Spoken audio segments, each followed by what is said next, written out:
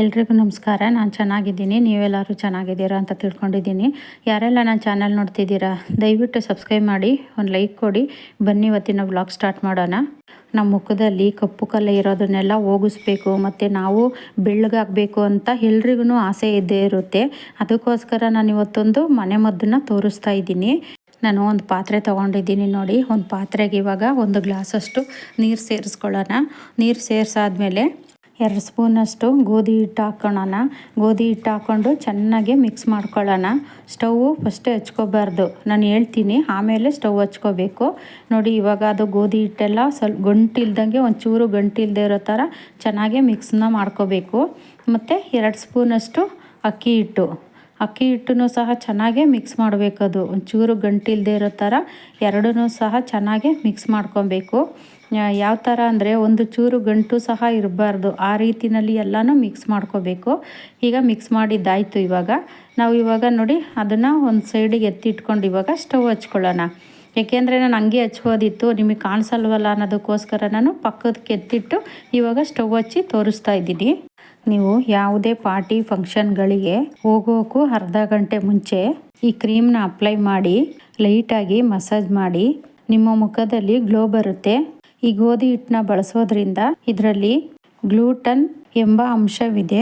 ಇದನ್ನು ನಮ್ಮ ಮುಖಕ್ಕೆ ಅಪ್ಲೈ ಮಾಡೋದ್ರಿಂದ ಡೆಡ್ ಸೆಲ್ಸ್ನ ರಿಮೂವ್ ಮಾಡೋದಕ್ಕೆ ತುಂಬ ಹೆಲ್ಪ್ ಮಾಡುತ್ತೆ. ಇದನ್ನು ತಿರ್ಸ್ತಾನೆ ಇರಬೇಕು, ಯಾಕೆ ಅಂದರೆ ಬಿಟ್ಟರೆ ಅದು ಕಂಟಿಡಿಯೋ ಸಾಧ್ಯತೆ ಇರುತ್ತೆ. ಅದಕ್ಕೋಸ್ಕರ ತಿರ್ಸ್ತಾನೆ ಇರಬೇಕು.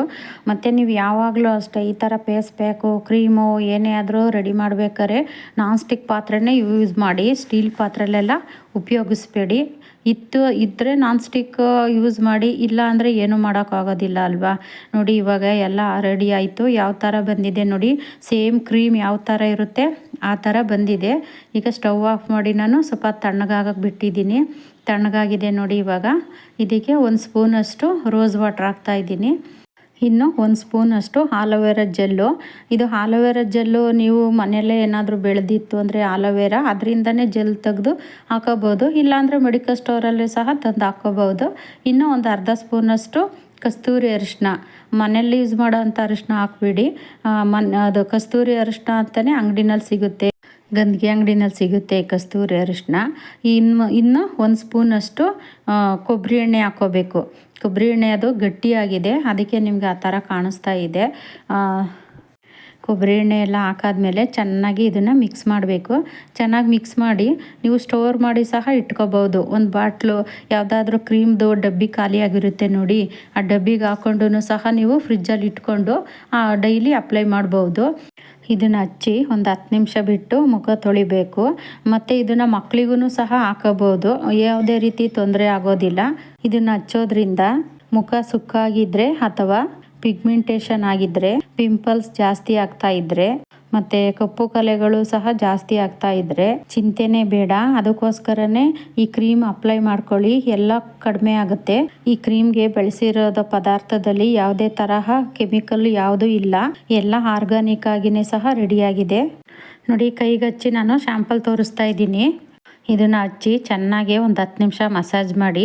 ಇದೇ ಅಂತಲ್ಲ, ನಾವು ಯಾವುದೇ ಒಂದು ಕ್ರೀಮ್ ಹಾಕಿದ್ರೂ ಅಷ್ಟೇ ಒಂದು 10 ನಿಮಿಷ ಚೆನ್ನಾಗಿ ಮಸಾಜ್ ಮಾಡಬೇಕು. ನೀವು ಪಾರ್ಟಿ ಫಂಕ್ಷನಿಗೆಲ್ಲ ಹೋಗೋದಕ್ಕಿಂತ ಮುಂಚೆ ಒಂದು 10 ನಿಮಿಷ ಈ ಥರ ಮಸಾಜ್ ಮಾಡಿಕೊಂಡ್ರೆ ಮುಖ ಶೈನಿಂಗು ಬರುತ್ತೆ. ಪಾರ್ಲರಿಗೆ ಹೋಗಿ ಬಂದಿದ್ದಾರೇನೋ ಅಂತ ಅನಿಸುತ್ತೆ. ಇದನ್ನು ಹಚ್ಚಿ ಒಂದು 10 ನಿಮಿಷ ಬಿಟ್ಟು ಆಮೇಲೆ ವಾಶ್ ಮಾಡಿ ನೋಡಿ. ವಾಶ್ ಮಾಡಿ ತೋರಿಸ್ತಾ ಇದ್ದೀವಿ ನೋಡಿ, ಎಷ್ಟು ರಿಸಲ್ಟು ಕಣ್ಣೆದ್ರಿಗೇ ಇರುತ್ತೆ ನೋಡಿ, ಗೊತ್ತಾಗುತ್ತೆ ನೋಡಿ. ಆ ಕೈಗೂ ಈ ಕೈಗೂ ಎಷ್ಟು ಡಿಫ್ರೆನ್ಸ್ ಇದೆ ನೋಡಿ, ಎಷ್ಟು ಗ್ಲೋ ಬಂದಿದೆ ನೋಡಿ. ಈ ವಿಡಿಯೋ ಇಷ್ಟ ಆದರೆ ಒಂದು ಲೈಕ್ ಮಾಡಿ, ಸಬ್ಸ್ಕ್ರೈಬ್ ಮಾಡಿ, ಸಪೋರ್ಟ್ ಮಾಡಿ.